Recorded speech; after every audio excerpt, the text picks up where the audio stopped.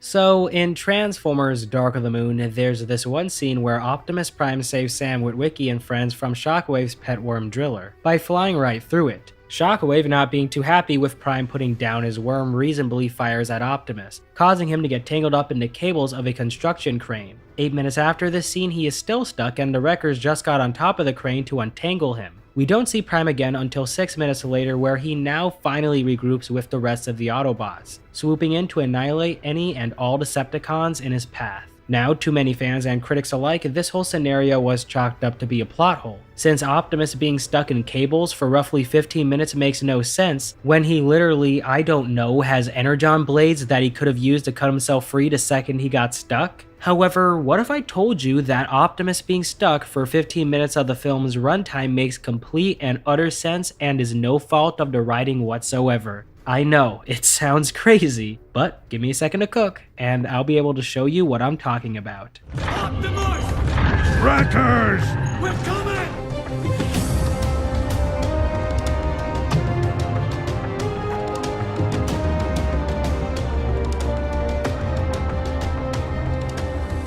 Alright, so as we know, Optimus was tangled up for roughly 15 minutes in these cables. To back up this time discrepancy, at the 2-hour mark, Prime gets stuck. The film later cuts back to check up on him at the 2-hour, 8-minute, and 30-second mark, and we later see him swooping in to save the day at the 2-hour, 14-minute, and 50-second mark, giving us a complete runtime of 14 minutes and 50 seconds for Prime being out of action. Now the question at hand here is why Optimus didn't use his Energon swords to free himself, since if he did he would have likely been able to prevent the Autobots from being captured, allowing for Wheeljack to still be alive, and for the final battle to come to a much quicker end. And well, the reason why he didn't use them here is because he didn't have them. Now, you might be thinking, what do you mean he didn't have them? He literally had the swords on his person in both the first and second movie, as well as the scene where he flies in to save the day. So how could he logically not have them here when it's the most convenient plot-wise for him not to? And well, to this I say, it's all because of the events between Revenge of the Fallen and Dark of the Moon. As we know in both Transformers 2007 and Transformers Revenge of the Fallen, Optimus always kept his weapons on his person. In the '07 film it was his Energon Sword and Ion Blaster, and in Revenge of the Fallen it was his Energon Swords, Energon Hooks, and Ion Blasters. However, Dark of the Moon changes up this meta. Now all of Optimus Prime's weapons are stored inside of his trailer. This is evident since when Optimus confronts the Driller at Chernobyl, he can't immediately attack him and instead has to run to his trailer to retrieve his weapons. Among them is his Energon Sword. Now, Optimus would acquire this trailer sometime during the events between Revenge of the Fallen and Dark of the Moon.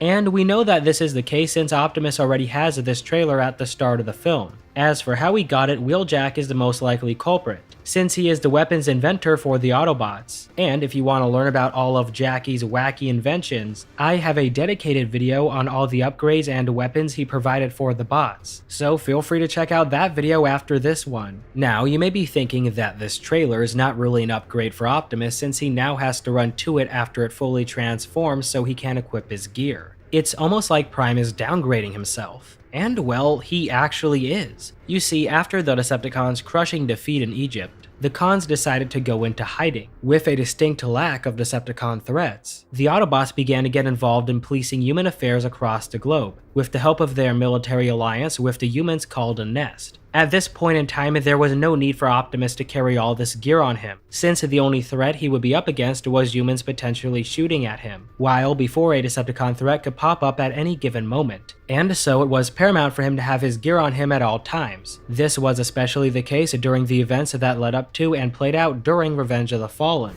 General, our alliance has countermanded 6 Decepticon incursions this year, each on a different continent. So with that said, we now know why Optimus decided to downgrade himself. However, now a question you may have is why Optimus didn't equip any weapons on his person after his encounter with Shockwave. And well, Optimus did actually equip a weapon, that being his Mega Striker. This can be proven since after the Driller knocks Prime's trailer away, we can see Prime with the Mega Striker. Now you could say that Prime always had the Mega Striker equipped and for some reason just decided not to use it against Shockwave and the Driller, explaining why he has it here. However, this isn't the case, since we can clearly see it in the armored weapons platform right here. Now, it's unclear if Optimus equipped any other weapons besides the Mega Striker. However, the case can be made that he also equipped his Energon Axe and his Ion Blaster. Now, interestingly enough, these two weapons did not appear in the armored weapons platform, and were only seen after Optimus went on his rampage, so you could say that he always had these weapons equipped from the start, and just decided to use them now. However, I disagree, since when you take into account that Optimus decided to unequip his Energon Blades, the weapon he was by far the most skilled with, then I think it is safe to say that he didn't have the axe or his Ion Blasters on him until sometime after his encounter with Shockwave. So with that said, if these weapons didn't appear in Prime's trailer, and he didn't have them on hand, then how in the world did he end up using them later in the film? Well, as we know, Prime decided to bring a handful of weapons in his trailer, meaning that any other weapons that he didn't take with him were locked up somewhere at Nest. As we know, the government would force the Autobots to leave Earth, so it's safe to say that the bots packed up all their gear from Nest before leaving, with Optimus storing the rest of the weapons he didn't take with him in his trailer, thus giving us an explanation as to how Optimus was able to acquire these weapons we haven't seen before. So now the question is, if Optimus had his Mega Striker, Axe, and Ion Blaster, then why didn't he use them in order to free himself? And well, the reason why is because he physically couldn't due to the way the weapons eject.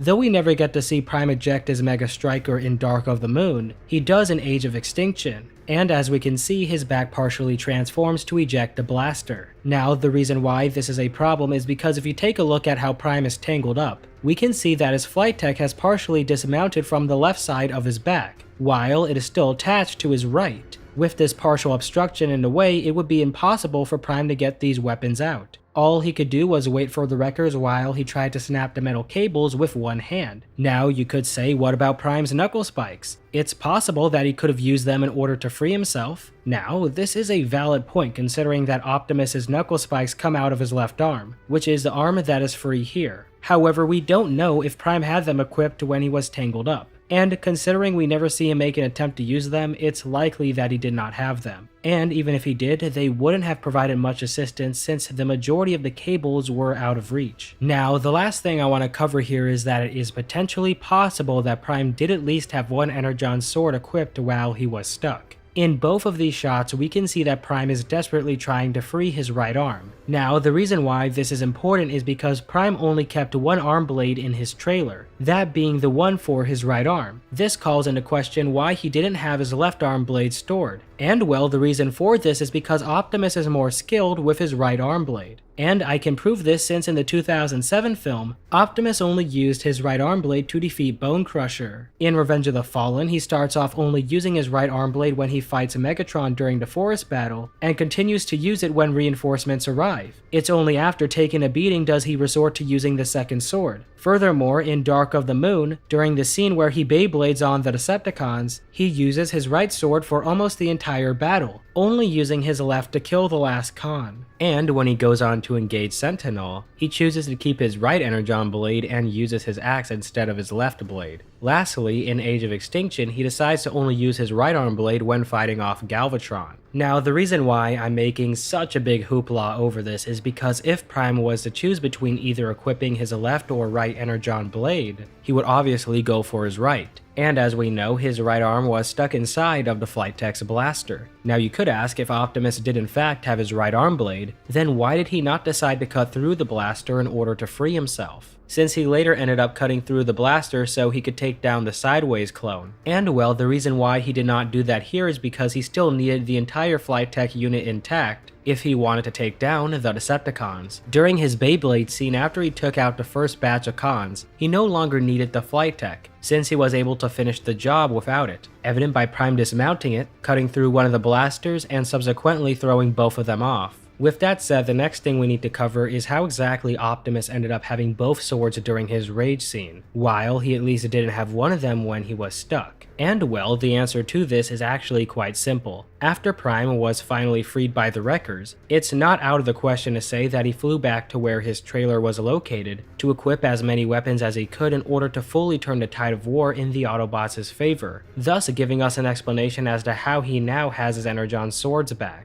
Now, before wrapping up this video, I want to share a fascinating tidbit about Optimus in Transformers Age of Extinction. As you may have already noticed, Prime has an Energon sword featuring a pretty sick updated design. Although it's unclear whether or not he had an Energon sword in his left arm, it's likely that he only had the one in his right since we never saw him using another. As we know, Prime's miscalculation of not bringing his Energon swords with him indirectly resulted in the tragic death of Wheeljack. I like to think that Optimus learned from this mistake and now makes a conscious effort to always carry a sword on him, so he can prevent any similar tragedies from ever happening again. And just like that, now you know why Optimus was unable to free himself. I hope you guys enjoyed this video, and if you haven't already, check out the Fixing Transformers playlist for some more awesome theories. But before I go, I want to say thank you to all my wonderful Patreons and channel members for supporting my channel. You guys are truly the reason why Theorymus has continued to get bigger and better, so a big fat thank you to all of you. And as always, if you enjoyed the video, please consider giving a like rating or hitting that subscribe button below. And with that said, keep on theorizing.